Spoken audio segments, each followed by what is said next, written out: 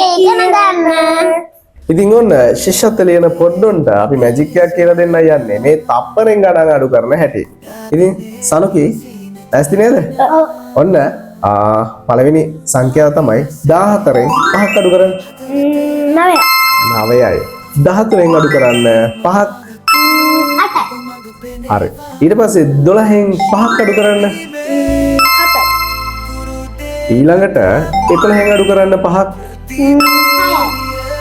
15න් අඩු කරන්න 5ක් 10යි. ඊට පස්සේ 16න් අඩු කරන්න 5ක් 11යි. දැක්ක නේද? තප්පරෙන් අඩු කරා. ඉතින් අපි ලෑස්ති වෙන්නේ ඔක්කොටම මෙන්න මේ මැජික් එක කියලා දෙන්න. ඉතින් ඔයාලා දෙන්න මේ මැජික් එක ඉගෙන ගන්න. ඉතින් අනුකි අපි කියලා දෙමු නේද හැමෝටම මේ කරන විදිය?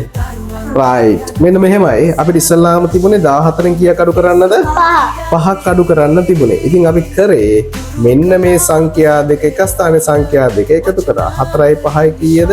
9යි. ඉතින් 14න් 5ක් ගියපුවම 9යි. දෙවෙනි එක තිබුණේ අන්නේ විදිහට කරනවා. 3යි 5යි එකතු කරා කීයද?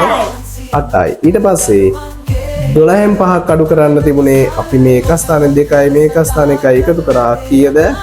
7යි. ඊට පස්සේ තිබුණේ අපිට 11න් 5ක් අඩු කරන්න අපි මේ 1යි මේ 5යි එකතු කරා කීයද? 6යි. ඊට පස්සේ තිබුණේ අපිට 15න් 5ක් අඩු කරන්න 5යි 5යි එකතු කරා කීයද?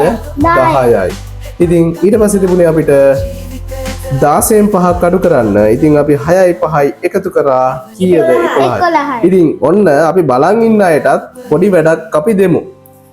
17න් අපි අඩු කරන්න දෙමු 5ක්. ඉතින් 17න් 5ක් අඩු කරලා උත්තරේ කීයද කියලා යටින් අපිට මොකද කරන්න ඕනේ? කමෙන්ට් කරන්න ඕනේ. මොකද කරන්න ඕනේ?